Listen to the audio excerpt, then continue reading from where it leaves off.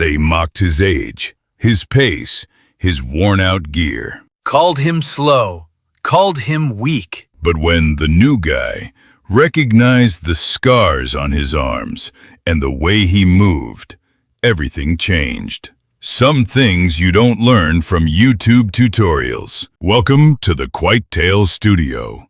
Before we begin this tale of silent strength and earned respect, tell me in the comments, where are you watching from today? And if you believe stories like this deserve to be told, hit that subscribe button. Now, let's step into a world where assumptions can be dangerously wrong. The alarm went off at 4:30 a.m., but Frank was already awake. He'd been awake since 3:47, staring at the ceiling of his small apartment, listening to the radiator clank and hiss. At 75, sleep didn't come as easily as it once did.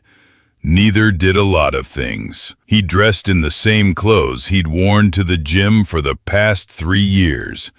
Faded gray sweatpants with a small hole near the left knee, a plain black t-shirt that had seen better decades, and worn-out sneakers that squeaked slightly when he walked. The other gym members had noticed the squeak. They'd made jokes about it. Frank didn't mind the jokes. He'd heard worse. By 5:15 a.m., he was walking through the automatic doors of Iron Paradise Gym. The morning crowd was already there, the serious lifters, the ones who came before work, before life got in the way.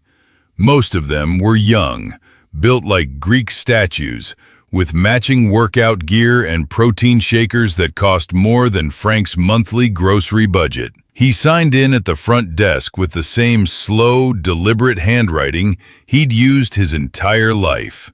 Last name only. Morrison. The kid behind the counter, Tyler, barely looked up from his phone. "Morning, Mr. Morrison," Tyler mumbled, more habit than courtesy.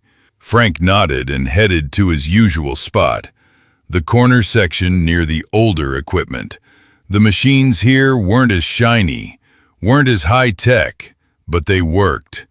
And Frank Morrison had never needed anything fancy to get the job done. "Look, Grandpa's here," whispered Jake, a 24-year-old personal trainer with arms the size of tree trunks and an ego to match. He elbowed his buddy Marcus, who was loading plates onto a bench press. "Think he's going for his personal record today? Might hit 95 pounds, Marcus snorted. "Dude's probably older than this gym. Why doesn't he just stick to walking around the mall?" The group of young lifters laughed quietly, thinking they were being subtle. They weren't. Frank heard every word. He always did. Frank began his routine the same way he had every morning for 3 years. Slow, methodical stretches, 5 minutes of light cardio on the ancient stationary bike that no one else wanted to use. Then to the weights. He started with the dumbbells. 25-pound weights in each hand. The young guys were warming up with 60s. "My grandmother lifts heavier than that," Jake said, loud enough for his friends to hear, quiet enough to maintain plausible deniability. Frank's face remained expressionless. He completed his set, rested for exactly 60 seconds, then repeated. His form was perfect. Back straight, movements controlled, breathing steady. But the young men only saw the numbers on the weights. "Bet you he's done in 20 minutes, said Marcus. "Old guys tire out fast." "Nah," replied Jake. "He'll stick around to watch us lift real weight. Probably trying to learn something." They were wrong about that too. 3 weeks later, the gym's dynamic shifted with the arrival of someone new. His name was David Chen, 28 years old, recently discharged from the Marine Corps. He'd moved to town for a job at the local manufacturing plant and was looking for a place to maintain the fitness level that had kept him alive in Afghanistan. David was different from the other young men. Quieter, more observant. He'd learned in the Marines that the loudest person in the room was rarely the most dangerous. On his first morning, David noticed the old man in the corner immediately. Not because of his age or his pace, but because of the way he moved. There was something familiar about it, a precision that went beyond mere exercise, a discipline that spoke of muscle memory built over decades. David sat up at a bench nearby and began his own workout. As he lifted, he watched the old man out of the corner of his eye. The movements were economical, purposeful, no wasted motion, no showing off, just pure functional strength being maintained with the dedication of someone who understood that fitness was about survival, not appearance. "You checking out Grandpa Moses over there?" Jake approached David with his usual swagger. "Don't worry, new guy. He's harmless. Been here for years. Never lifts anything heavy. We keep telling him he should try the senior center down the street, but he doesn't take hints." David continued his set without responding. He'd met guys like Jake in the military, all talk, all show, the first to complain when things got tough. "I'm Jake, by the way. Personal trainer here. If you need any tips, just ask. I can show you how to really push some weight, not like the slow-motion show over there." David finished his set and looked at Jake directly. "Thanks, but I think I'm good." Jake's smile faltered slightly at the dismissal, but he pressed on. "Suit yourself. Just saying, at your age, you should be lifting heavy. Build some real muscle." During his rest period, David walked to the water fountain near the old man's corner. As he filled his bottle, he got a closer look at Frank's arms. What he saw made him pause. Scars. Not the kind you get from accidents or surgeries. These were different. A long, puckered line running from elbow to wrist on the left arm. Small, round marks scattered across both forearms. And on the right shoulder, partially hidden by his t-shirt, what looked like the edge of a much larger scar. David had seen scars like these before, in field hospitals, on fellow Marines who'd been through hell and lived to talk about it. These were combat scars. Old ones. He studied the man's movements more intently, the way Frank checked his surroundings with subtle glances, the way he positioned himself with his back to the wall, the way his eyes tracked movement across the gym without appearing to look directly at anyone. This wasn't just an old man trying to stay in shape. This was a warrior maintaining his edge. "Excuse me, sir," David said quietly, stepping closer to Frank's bench. Frank looked up, meeting David's eyes for the first time. Up close, David could see that they were sharp, alert, and very much aware. "You served," David said. It wasn't a question. Frank's expression didn't change, but something shifted in those alert eyes. "What makes you say that?" "The way you move, the way you watch, the scars." David nodded toward Frank's arms. "I'm Marine Corps, just got out. Afghanistan, 3 tours. Frank studied him for a long moment, then nodded slowly. "Army, Special Forces, Vietnam, Laos, Cambodia, places that weren't supposed to exist." The words were spoken quietly, matter-of-factly, but they hit David like a thunderbolt. Special Forces, Vietnam era. This unassuming old man, who the young guys mocked daily, was a Green Beret. And not just any Green Beret, one who'd served in the classified operations that most people still didn't know about. "How long?" David asked. 28 years active duty, retired as a command sergeant major. Frank's voice remained steady, conversational. "Been out longer than you've been alive, son." David felt a chill run down his spine. Command sergeant major, the highest enlisted rank in the Army. You didn't get there by accident, and you sure as hell didn't get there without earning every stripe the hard way. "That equipment over there," Frank nodded toward the section where Jake and his friends were bench pressing. "It's impressive. All computerized, tracks your reps, suggests your next workout. Very advanced." He paused, adjusting the 25-pound dumbbell in his hand. But you know what we had in the jungle when we needed to stay strong?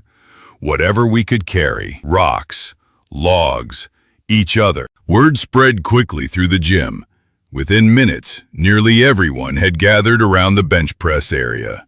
Jake was in his element, playing to the crowd as he loaded plates onto the bar. "What do you think, guys? Should we start him at 135? Jake called out to his friends. "Don't want to embarrass him too badly." "Make it 155, Marcus suggested. "Give him a challenge." Frank listened to the discussion without comment, methodically stretching his shoulders and arms. David watched him prepare and recognized the routine. It was the same systematic warm-up he'd seen Special Forces operators use before physical training tests. "All right, old man," Jake announced. 155 pounds. Let's see what you've got." Frank lay down on the bench, positioned himself under the bar, and gripped it with hands placed exactly shoulder-width apart. No adjusting, no second-guessing. He knew precisely where his hands belonged. He lifted the bar off the rack and held it steady over his chest. The weight didn't shake, didn't waver. For a 75-year-old man, bench pressing 155 pounds, he looked remarkably composed. Then, he lowered the bar smoothly to his chest and pressed it back up. One clean, controlled repetition. "Not bad for an old guy," Jake said, though he sounded slightly less confident than before. Frank completed 9 more repetitions, each one identical to the first. No struggling, no grinding, no assistance. Just 10 perfect reps with 155 pounds. The crowd murmured appreciatively. That was actually impressive for someone his age. Okay, Jake said. "That's better than I expected. But let's see how you do with real weight. 185. Frank sat up, rolled his shoulders again, and nodded. "Loaded up." Jake added the plates, his confidence returning. 185 pounds was his warm-up weight, but it should be near impossible for a 75-year-old man. Frank lay back down, gripped the bar, and lifted it clear. This time, he didn't stop at 10 repetitions. He kept going. 15, 20, 25. The gym had gone completely silent, except for the sound of Frank's controlled breathing and the bar touching his chest with each rep. He completed 30 repetitions and racked the weight. The silence stretched for several seconds before someone in the back whispered, "Holy shit." Jake's face had gone pale, but his pride wouldn't let him back down. "Lucky set," he muttered. "Let's see 225. That's where it gets real." Frank sat up on the bench and looked directly at Jake. When he spoke, his voice carried a quiet authority that made everyone lean in to listen. "Son, I could lift 225 when you were in diapers. I could lift it when your father was in diapers. But that's not the question you should be asking." "What question should I be asking?" Jake's voice had lost its swagger. Frank stood up from the bench and walked to the pull-up bar in the corner. "The question is, what happens when the electricity goes out? When the fancy equipment breaks down? When you can't get to your protein powder and your pre-workout supplements?" He jumped up and grabbed the pull-up bar. At 75 years old, he pulled his body weight up until his chin cleared the bar. Then he did it again and again. "The question is, what do you do when your life depends on carrying a wounded friend for miles through hostile territory?" He was at 10 pull-ups now, his form perfect, his breathing steady. "What do you do when you need to climb a wall, carry ammunition, dig a foxhole, and still have enough left to fight for your life?" 15 pull-ups. The young men who had been mocking him couldn't do half that number. "What do you do when looking good isn't enough, and being strong isn't enough, and the only thing that matters is being tougher than whatever is trying to kill you?" 20 pull-ups. He dropped down from the bar, landing softly on his feet. The gym was dead silent. Frank walked back to where Jake stood frozen. "That's the difference between working out and training, son. Working out is about you.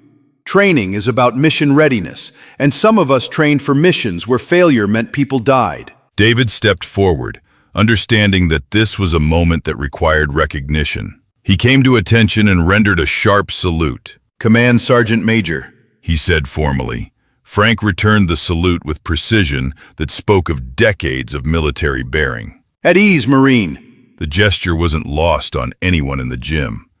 Even those who'd never served understood they were witnessing something significant.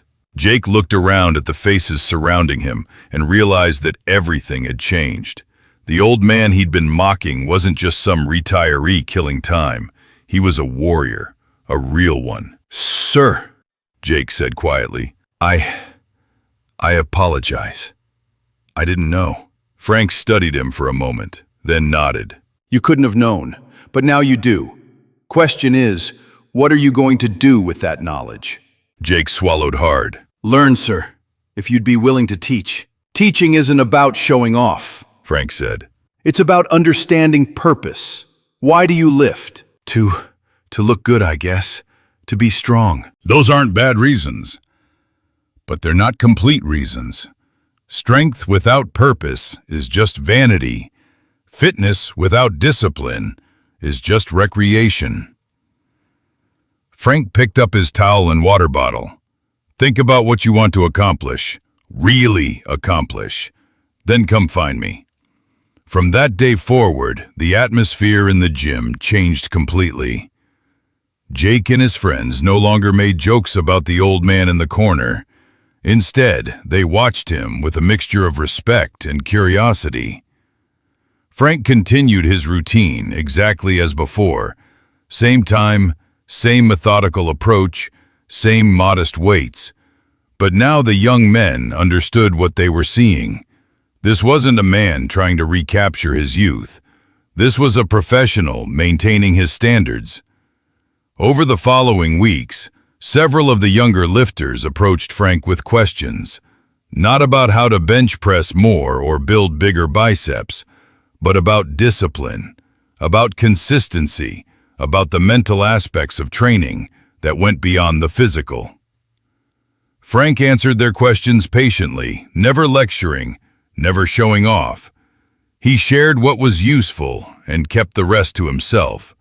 Some stories weren't meant for gyms and small talk. David became a regular training partner, and their morning sessions took on the character of mutual respect between warriors from different generations. They rarely talked about their service directly, but they understood each other in the way that only those who'd seen combat could. One morning, about a month after the incident, Jake approached Frank during his rest period between sets. "Sir," he said formally, "I've been thinking about what you said, about purpose." Frank looked up from his water bottle. "And I think I want to be a better trainer. Not just someone who helps people lift heavier weights, but someone who helps them understand why they're training in the first place." Frank nodded slowly. "That's good. How do you plan to do that?" "I was hoping you might help me understand the difference between working out and training, between strength and toughness." Frank was quiet for a long moment, considering. Then he said, "Toughness isn't about how much weight you can lift. It's about how much weight you can carry when everything else is falling apart. Strength is what you build in the gym. Toughness is what you build in your mind." "How do you build it in your mind?"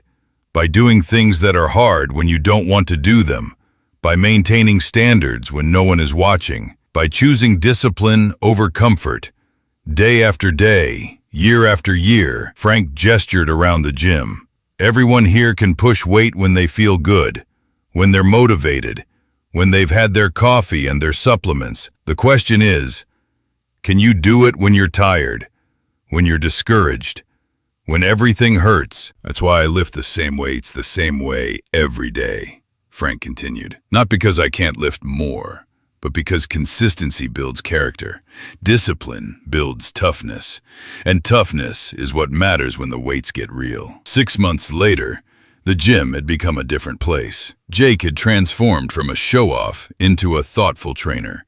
who focused on helping his clients build not just strength, but character. Marcus and the other young lifters had developed a respect for fundamentals over flashiness. The elderly man in the corner was no longer ignored or mocked. He was Frank Morrison, Command Sergeant Major retired, and his presence had elevated everyone around him simply by showing them what real strength looked like. Frank continued his routine unchanged. Same time, same exercises, same methodical approach. But now he was rarely alone. Young lifters would position themselves nearby, not to interrupt or distract, but simply to absorb the lesson of his consistency. David had become something of an unofficial translator, helping the younger guys understand the difference between military standards and civilian goals. He explained concepts like functional strength, mental toughness, and the warrior mindset without glorifying war or diminishing the value of their own pursuits. One morning, Tyler from the front desk approached Frank with a clipboard. "Mr. Morrison," he said respectfully, "we're putting together a display for Military Appreciation Month. Would you be willing to share some of your story?" Frank looked at the eager young man and shook his head gently. "My story isn't for displays, son. It's for living. But, sir, people should know. What you did, what you sacrificed. What I did was my job. What I sacrificed was my choice. The only recognition that matters is the man I see in the mirror every morning." Frank shouldered his gym bag. "You want to honor military service. Be the kind of person worth serving. Be disciplined. Be reliable. Be someone others can count on when things get difficult." As Frank walked toward the exit, the gym's morning crowd watched with quiet respect. Some nodded, others offered subtle salutes. All of them understood that they had been in the presence of something rare. Authentic strength earned through decades of service and sacrifice. The old man, who had once been mocked for his slow pace and light weights, had taught them the most important lesson of all. True strength isn't measured in pounds lifted or muscles built. It's measured in character developed, in standards maintained, in the daily choice to be better than circumstances require.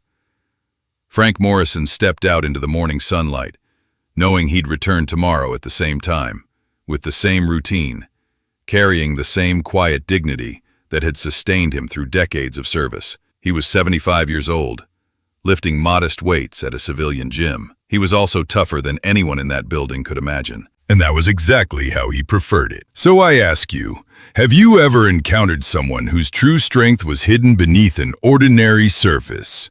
Someone who taught you that real power comes not from what you can show, but from what you can endure. Share their story in the comments. Let us know where you're watching from. And if you believe stories like Frank's deserve to be told, subscribe to Quite Tales Studio, because the strongest among us rarely make the most noise. They simply show up day after day, carrying their strength quietly until someone is wise enough to notice. Thank you for watching. We'll see you in the next story.